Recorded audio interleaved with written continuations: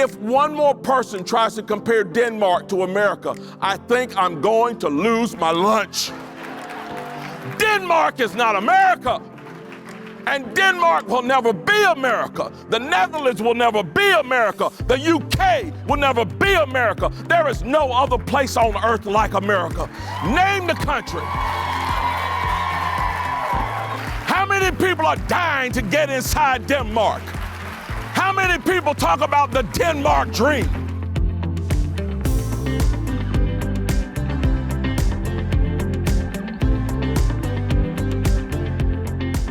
But the idea that, we're going to let some places go, right? Like we're going to cede the ground in any area. We're not going to take any stars off of the flag, right? No, we are not. So talk to me a little bit about how you're going to reach across the aisle. How are we going to unite? How do you plan to unite parents? So this is the question. We were talking about this backstage, actually. And if you want to do events in cities across this country, I'm there, right there with you. We've gone to the inner city of Chicago. I was actually here in Kensington, the neighborhood of Philadelphia, where frankly, even many police don't go, a few weeks ago. I think that the way we unite this country is actually by showing up first. I think that if I want to lead this nation sitting across the table from Xi Jinping, I better be willing to sit across the table from anybody else, regardless of their political persuasion, and actually speak in the open. And I think that we got to practice what we preach a little bit. The other thing I'll say, Tiffany, is that I do not think the dividing line in our country right now is actually even between Republicans and Democrats. It's just not. It's between those of us who are pro-American, all right, who believe in the values of this country, who will not apologize for those values, who will stand up for those values, who will crucially make a sacrifice. That is what you all do every day in the risk you take. Make a sacrifice for those values. Or those who wish to apologize for a nation founded on those ideals. And if you view it that way, it's 80-20 in our favor, at least. And half the 20 are people younger than us who never learned those ideals in the first place. We'll bring them along too. And I think we win in a landslide-style election like Reagan did in 1980. I think that's the opportunity in front of us. Look at this guy. This is real life, right? I mean, how wonderful to be able to see a family, right, running for presidential office and to be so real. So we appreciate it, right? Because we're moms, we know there are so many things that we juggle. I mean, talk a little bit about how you're balancing work and family and this campaign, because as I said in the introduction, you're a doctor. Tell us a little bit about that, because I know it can't be easy. Yeah, so, it is a little crazy. I did 10 procedures yesterday. I was in the OR, and then got dressed as quickly as I could, came home to do bedtime for these guys, and we're up early in the morning to get here to Philadelphia. So definitely requires a lot of organization, and there's nothing like being a mom to make you organized, right? No, 100%. Yeah, multitaskers. We are definitely multitaskers. 100%. Yeah. One thing I'll add to that, though, is there's a lot to it, but we are so blessed, right? My parents came to this country when my dad was about to lose his job at GE when Jack Welch's tenure at Evendale, Ohio. They didn't have the kind of help that we have or support that we have. Their parents were in a foreign country. Each of our parents are involved in helping us with these kids, especially on the campaign trail and otherwise. And what did we learn from our parents is that my dad went through his version of hardship. Both my parents did. But he got ahead and around it by actually going to law school at night for 4 years and ended up keeping his job that way because that's where there were job openings. Hardship is not the same thing as victimhood. Right. Hardship is something that happens to you. Victimhood is a choice. And so when people ask us how difficult it is for the campus, this is not, in a logistical sense, it can be difficult at times, right. But this is not difficult. This is an honor. This is a true privilege, actually, to be able to aim to serve this country in this way and to be able to be doing it while raising 2 young sons and Apoorva and I each following our passion. That is the American dream. We should not apologize for it, and we want to make sure these kids have a chance to live it too. Wonderful. Thank you.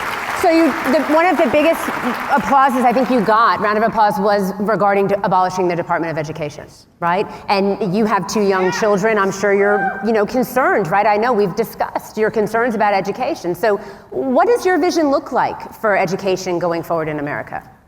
Sure, so not everyone is going to be in the position of doing what we're at least beginning to do now for homeschooling, right? We have a country to preserve for every kid to have the opportunity for, I think, equal access to a high quality education. That's not a Democrat idea or a Republican idea. So I'll shut down the US Department of Education. I can talk about the legal and constitutional authority. The number one obstacle that they give you is civil service protections. I think those are not an obstacle if you read the statutes carefully. Take, for example, one, the 1977 Presidential Reorganization Statute. Says if it's to promote the economy, you can shut it down. Well, I believe an $80 billion saving back to the taxpayer is promoting the economy. I will act on that authority to shut it down. So I think it's going to require a president who cuts through what the managerial class will tell you, all the reasons why you can't.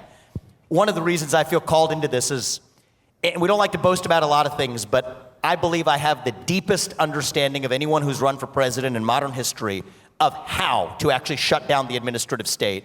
We will see that through. That $80 billion then funds underfunded school choice programs across the country, more than underfunds those gaps, more than covers those underfunded gaps. But a requirement for getting that money is going to be that the teachers' unions, the states write their contracts in a way that stop the public school teachers from entering teachers' unions.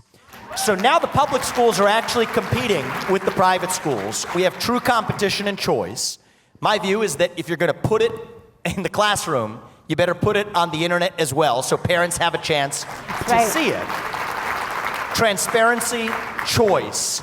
That's now the framework for actually reviving civic education. It should not come top down from the federal government. It should come bottom up such that parents can be alert to if there's actually deviations from a civic education perspective, they have both the financial means and the transparency of information to be able to make their choice and hold those schools accountable.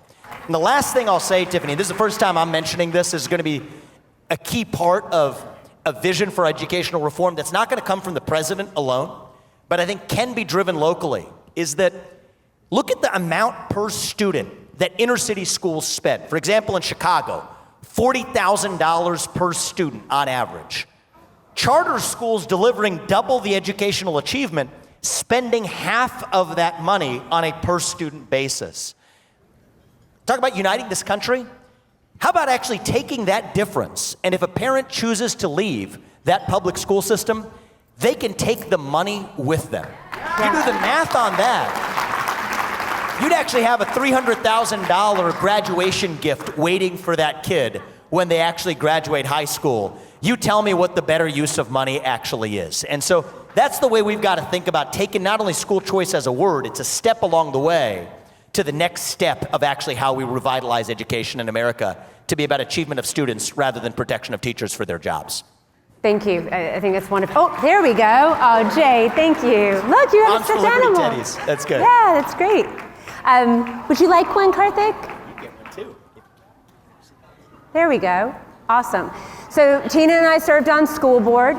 It was shocking to us. You know, we saw things that were going wrong within the public education system. We knew the unions had too much influence and control. And then COVID happens, and we've got parents coming to speak, and they're talking about the harms that they're seeing their children go through, right? Closed schools, forced masking, and quarantines, healthy quarantining of children. And the school districts, the government schools, and we have, government schools, they didn't want to hear it. And they shut us down, right? And then they called us domestic terrorists. And so we talk a lot about fundamental parental rights. You signed our parent pledge talking about that. Americans have rights that the government doesn't give us, and they can't take away easily, right? Especially when it comes to you as a parent. How will you help us to protect fundamental rights if you are elected president? So the first thing I want to say, just as a side note, is to recognize you and this organization for making that the easiest pledge that I have ever been asked to sign. We signed it on the spot that day. And it's a clear statement of a vision, right? There's two visions in this country. Let's smoke them out. One is that the state, the government, determines the education of your children, and you have certain permissions as a parent to be able to access and participate that along the way. There's a different vision which is to say that parents determine the education of their children, and we will limitedly trust you to be able to be a steward of carrying out our vision for the education of our children. I stand on the side of the latter, and I think that it is a proper use of authority in the state level to hold public schools accountable for their failures. What I can do as US president, and I should say this, we should not want all of the solutions coming top down. But the head of the snake is the Department of Education, using the money of taxpayers as a cudgel to force a lot of those schools to adopt those toxic racial and gender ideologies. And so it's not just the school boards. That's a big part of the frontier, and you guys have done such good work in exposing that. But these moms, I'm going to interrupt you. It's these moms that have done an outstanding job of actually exposing that truth, and I'm so grateful to you for it. But they're responding to incentives created by the federal government as well. And that's the job of the next US president, to actually step up and have the spine and fortitude to finally abolish and fix. Wonderful. Thank you. Now I'm running for president, and I don't need to tell you how bad things are. You don't have to turn on the news to see it. We are $32 trillion in debt. We are having to borrow money just to make our interest payments. Now, I would love to tell you Biden did that to us. But I've always spoken hard truths, and I'm going to do that with you today. Our Republicans did that to us too. You go look at that $2.2 trillion COVID stimulus bill that they passed with no accountability whatsoever, left us with 90 million Americans on Medicaid, 42 million Americans on food stamps. And did Republicans try and make it right?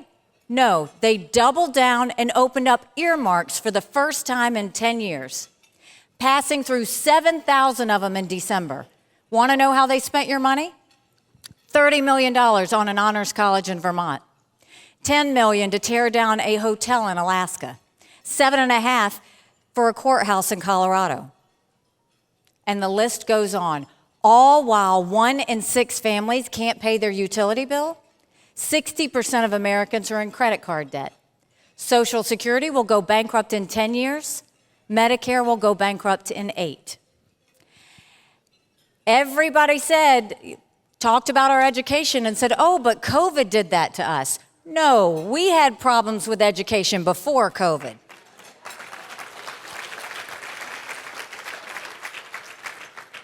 Pre-COVID, 67% of 8th graders in our country were not proficient in reading or math. Think about that. Just came out a few weeks ago that over 80% of 8th graders are not proficient in history or civics. This week it comes out that 13-year-olds on reading and math is the lowest it's been in decades. Yet we still have so many kids going through critical race theory, which if a little girl goes into kindergarten, if she's white, you're telling her she's bad. If she's brown or black, you're telling her she's never going to be good enough and she's always going to be a victim. You've got biological boys playing in girls' sports. This is one of the biggest women's issues of our time.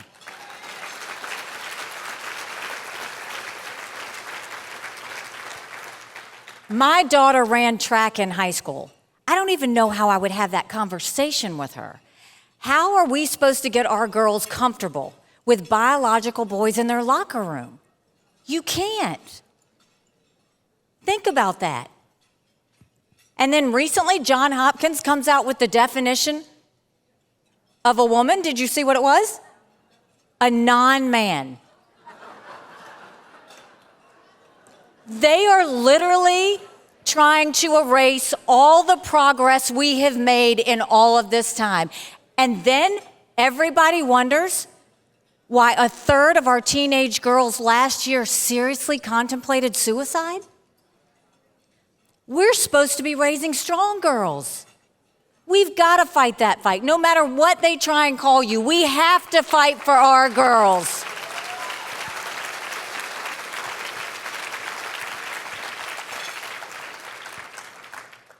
And can I just say, God bless the Supreme Court.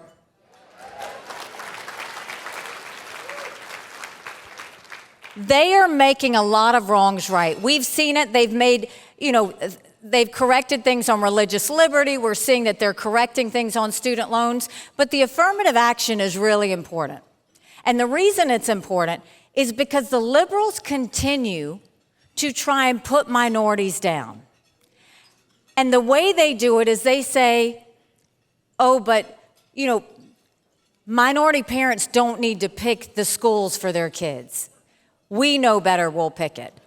Or you're disenfranchising by having voter ID. Minorities are capable of going to the DMV and getting an ID. We do it every day. So they continue to want to say that minorities can't, and I'm going to tell you, yes, we can. We always have. All minorities want is freedom. Freedom to do and be anything we want to be. You look at if that wasn't enough of the issues that we have, crime's at an all-time high, and then you look at the border. Let me tell you, I've been to the border, and I didn't go and pull a Kamala and come back. I went 400 miles down that border. You're not ready for what I saw. Mounds of clothes, mounds of shoes, paraphernalia, rape areas that the women and girls have to walk through to get by. When you get up in the morning, you get your coffee and you watch the news. When these ranchers get up in the morning, they get their coffee and they go see if anyone died trying to cross the fence. They pick up whatever little kids were left behind and turn them over to Border Patrol. I met with multiple sheriffs. They said before 7 a.m., they round up whatever illegal immigrants they can. They turn them over to Border Patrol. Border Patrol documents them and releases them until their court date years from now. And when you ask Border Patrol about their job, they said, you want to know what we do? We're glorified babysitters. They don't let us do our job. 5 million illegal immigrants.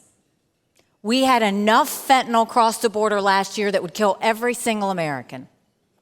Number one cause of death for adults 18 to 49, fentanyl. And don't think for a second China doesn't know what they're doing when they send it over. And then you've got our national security situation. Did you ever think we'd look at the sky and see a Chinese spy balloon looking back at us? You've got Russia invading Ukraine, you've got North Korea testing ballistic missiles, you've got Iran building a bomb.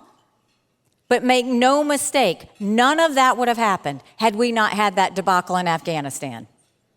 My husband's a combat veteran. He deployed to Afghanistan. The idea that we left Bagram Air Force Base in the middle of the night without telling our allies who stood shoulder to shoulder with us for decades because we asked them to be there. Think about what that told our friends. More importantly, think about what that told our enemies. So that's a lot of bad, right?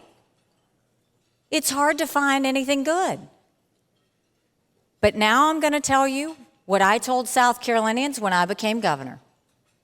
No more whining. No more complaining. Now we get to work. How do we fix it? When it comes to the economy, let's claw back the $500 billion of unspent COVID dollars. Instead of 87,000 IRS agents going after middle America, let's go after the hundreds of billions of dollars of COVID fraud that exist.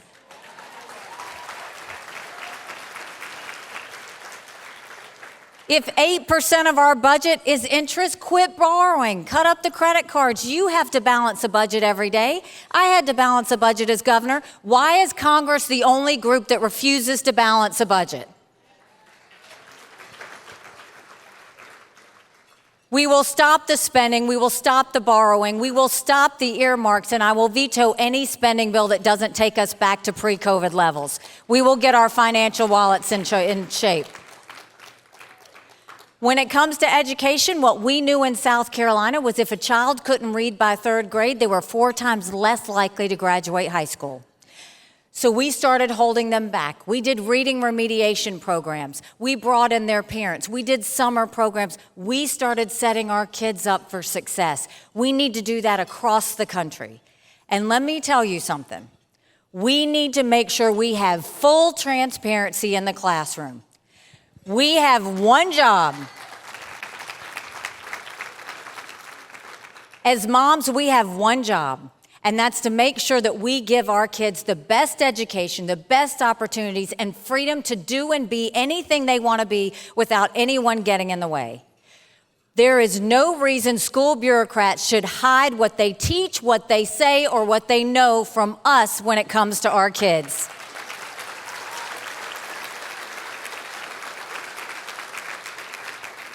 And parents should be able to decide which schools their kids go to. We don't need a child going to school based on a zip code, based on where they're born and raised. Every child deserves a good education. And every parent deserves to know what's being taught and where they're being taught. We've got to fight for this. This is our kids that we're talking about.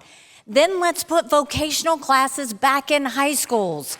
Well, let's start building things in America again. We have apprenticeships all over South Carolina. We teach kids to build the things we make. We need to do that around the country. And when it comes to our universities, we're going to say you either take Chinese money or American money, but the days of taking both are over. We'll get that Chinese infiltration out of our universities.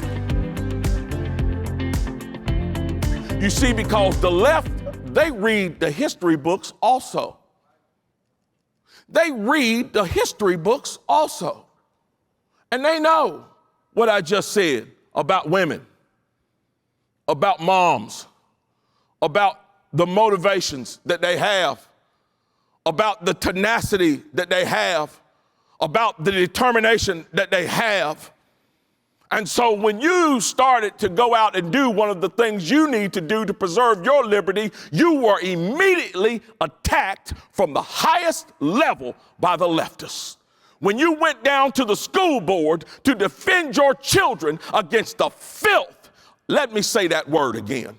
Where's the camera that I'm speaking? Is there a camera back there? When these moms went to defend their children against this filth that these so-called educators were trying to feed them, the Attorney General of this nation had the unmitigated gall to call you domestic terrorist. As far as I'm concerned, the one that is feeding pornography to children, that is the criminal and the domestic terrorist. Why aren't you doing something about that?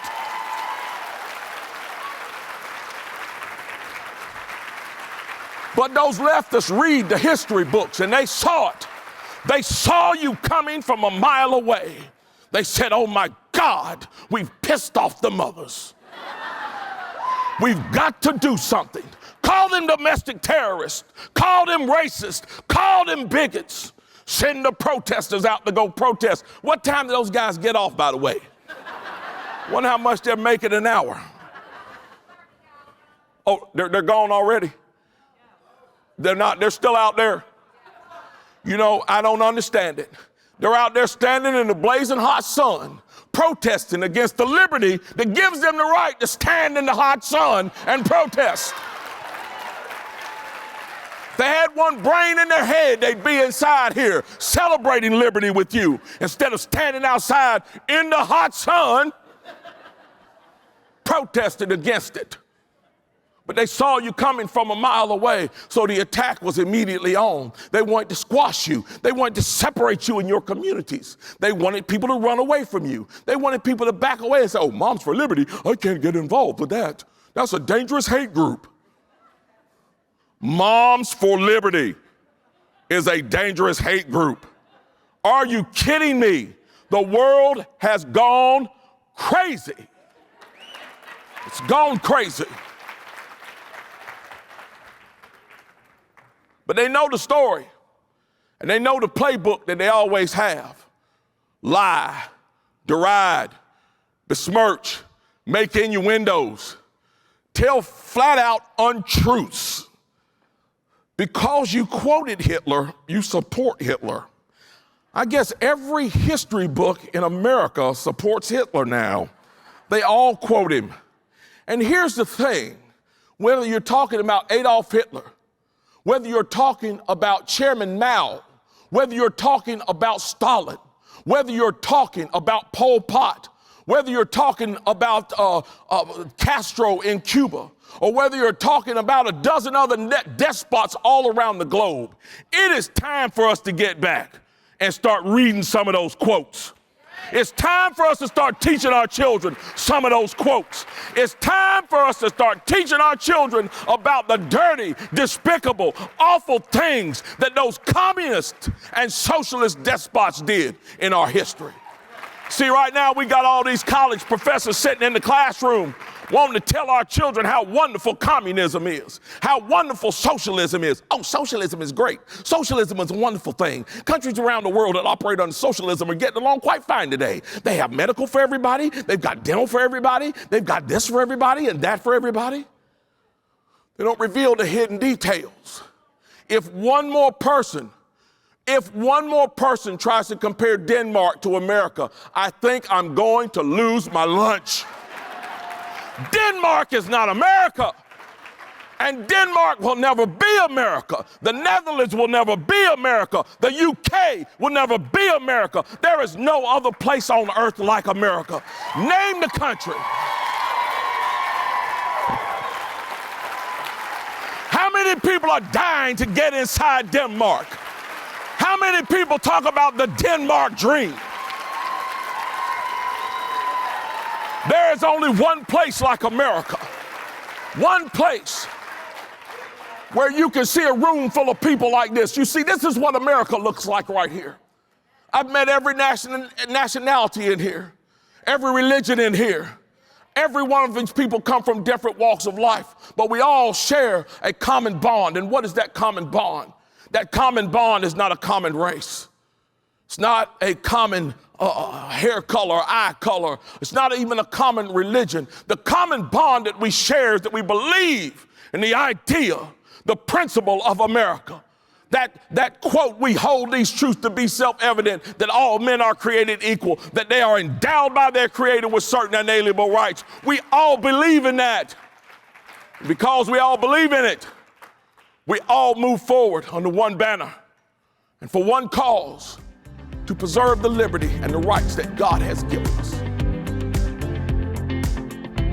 You know, George Washington, Thomas Jefferson, and Martin Luther King Jr. all said that the primary goal of education isn't just to impart knowledge and just to teach the multiplication tables, but to teach character and values. It's not enough that the schools have abdicated on that. Now they're actively working against it. What you call values, they don't. What they call values, you don't. And they want to teach that to your kids. New York Times on Friday and the AP yesterday had articles about how New York City officials say that yeshivos run by the Hasidic Jewish community fail to teach students in core subjects. Notice that this is New York City, where 3/4 of 8th graders are not proficient in math, where the system was a disaster before COVID, all the more so after COVID, and the schools that they have to correct are the Hasidic schools based on their own self-defined technical checklist. Out of hundreds of schools, 18 they determined are failing.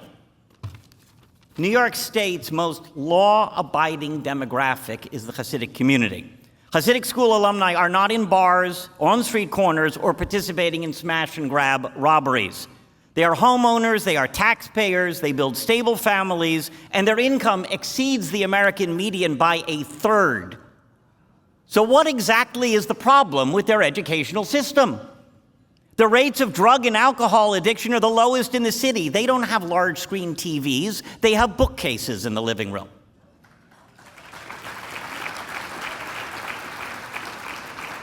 So what's the problem? They don't memorize the 50 state capitals. But that's not the problem. They don't learn Algebra 2 in high school, but that's not the problem. They don't learn wokeism, and that is the problem.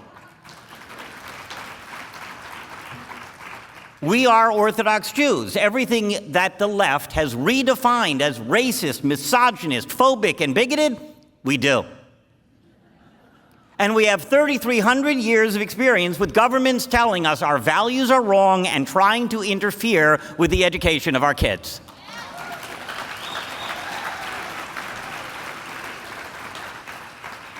Seriously, I have to commend you for voluntarily getting in the line of fire. just by looking like this, I'm in trouble. Anywhere demonstrators are out there shouting you down and saying hateful lies about you, I know I want to be inside.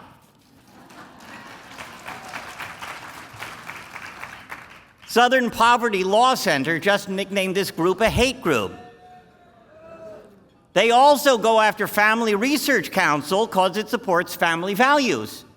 They also go after Act for America because it's against radical Islamic terrorism. I am very offended.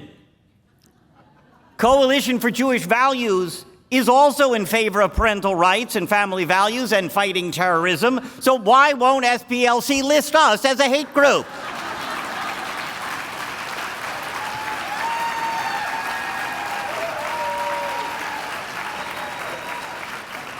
I'm telling you, it's anti-Semitic. Because the SPLC is an actual anti-Semitic hate group. Really is. And speaking of bogus accusations, we can also discuss why I'm here, that famous quote. You know, Mary Miller in 2021 was giving a talk, and she said, you know what Adolf Hitler said? He got one thing right. When you know a guy got one thing right, it means he got everything else wrong, right?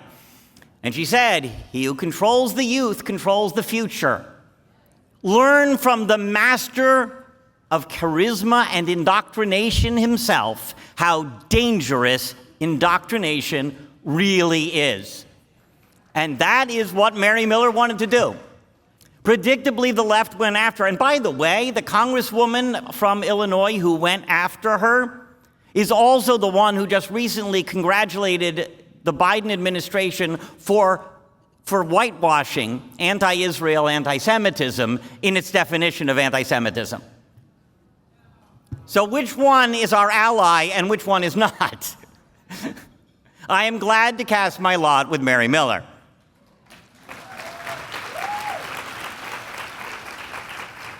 Which takes us to Paige Miller. It's a conspiracy of white Christian women named Miller. Who also said, whoever owns the youth owns the future is what Hitler said. Are you scared? You know, it was a very good line. It was a very appropriate line. Yeah, okay, only Jews get to quote Hitler. Works the same way. Just can't quote Hitler, let us do it. By the way, Hitler said whoever owns the youth owns the future.